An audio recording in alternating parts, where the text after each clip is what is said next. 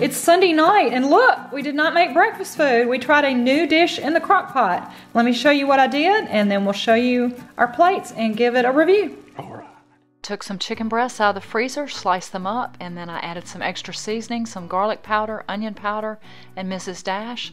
I layered them in the crock pot with cream of mushroom soup and some stuffing mix that I moistened with chicken broth and let it cook in the crock pot. It is Sunday night. This is Stacy. And this is Tim. From Let's Cook, y'all. Welcome back to our channel. Like we showed you, we've tried a new crock pot recipe. I used pretty much everything that I had on hand to satisfy part of our pantry challenge for the month. This is a new recipe. Tim tasted it, and the verdict is... I like it. He likes it. The chicken. Chicken from the freezer. Stuffing. Stuffing from the pantry. Cranberry sauce that you made, homemade? No, that's from the can. Homemade out of the can? Okay. Yeah, out of the can, and cornbread. So stick around. We've got some more pantry meals and hopefully a healthy recipe or two coming up this week. It's Monday night. I'm fixing to prep some potato soup and make in my Instant Pot. Someone had asked for the recipe or how I do it.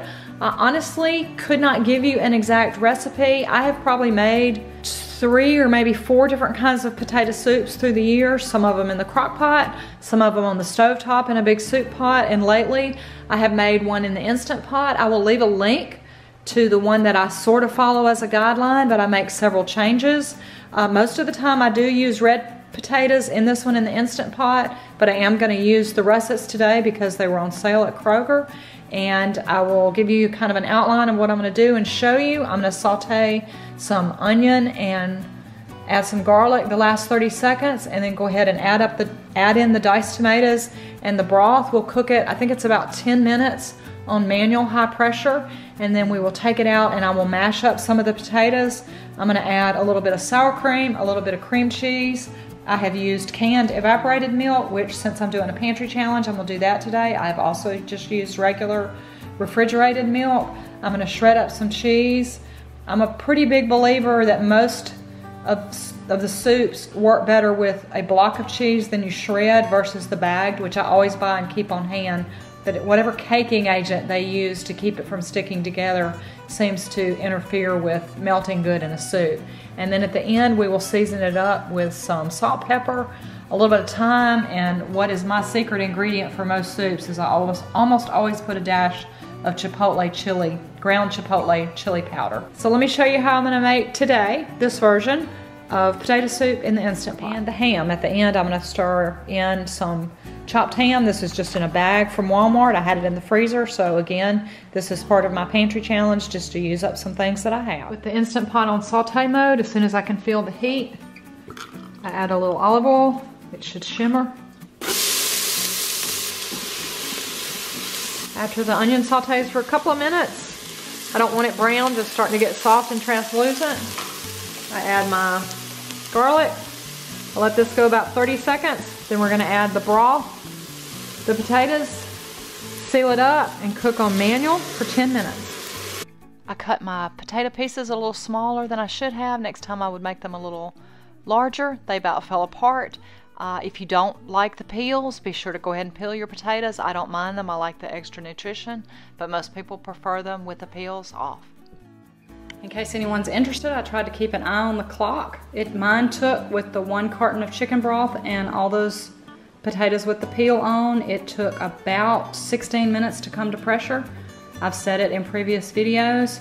Instant Pot is a great tool for a lot of things, but the word instant is a misnomer. It's brilliant marketing. You do have to allow time for the pot to come to pressure, so you got to factor in an additional 16 minutes in addition to the 10 that we're fixing to cook.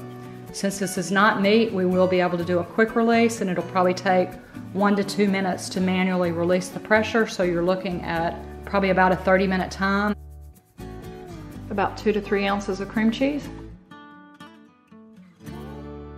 About a 1/3 cup of sour cream. Some seasonings. It does take a little bit to get the cream cheese to melt and incorporate. You can add the milk. I originally was going to use my can of evaporated milk, but I think I'm going to keep it. It's fairly creamy, so I'm going to take a little bit of just milk from the refrigerator, add a little more, and then my cheese.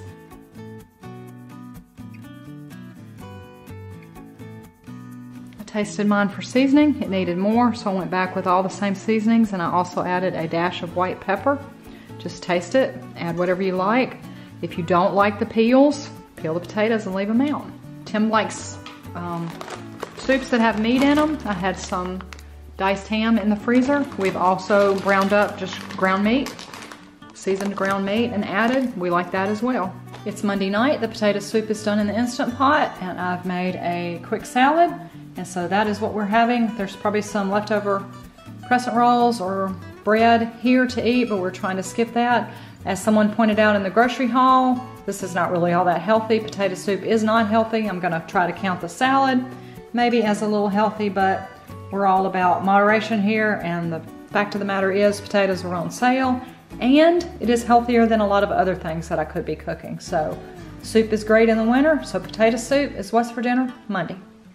It's Tuesday night. I have made Tim what I hope will be a happy meal for him. He's not been real fond of the quinoa. Or the carrots.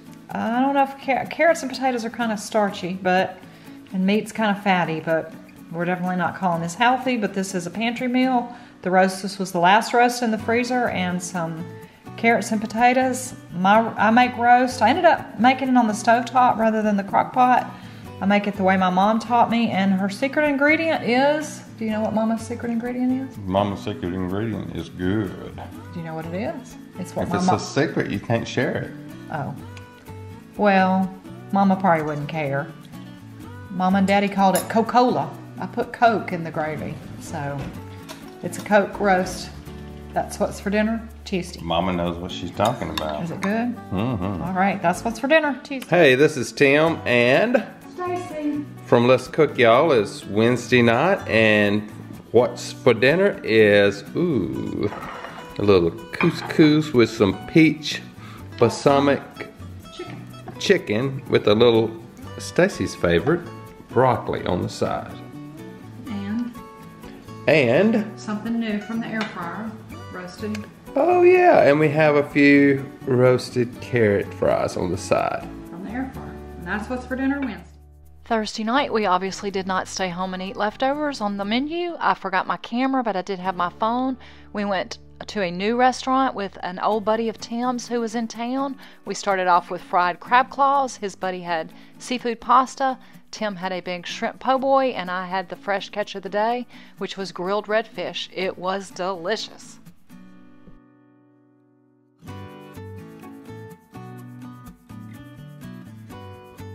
It's Saturday night, and rather than making the tomato soup that I had on the menu, which I'd make in the crock pot with lentils and chickpeas, I just opened a can from the pantry. I've got a couple of these, so that helps with the pantry meal. We had a very large breakfast and a late lunch, so we were just having tomato soup and grilled cheese. And I've been cooking some stuff to take to a get-together tomorrow, so you'll see that next week. But this is Saturday night, so that wraps up another week of What's for Dinner. Thanks so much for stopping by our channel, Let's Cook Y'all. I hope if you hadn't yet, you'll hit that red subscribe button and like and comment. Have a wonderful and truly blessed day. See you in the next one.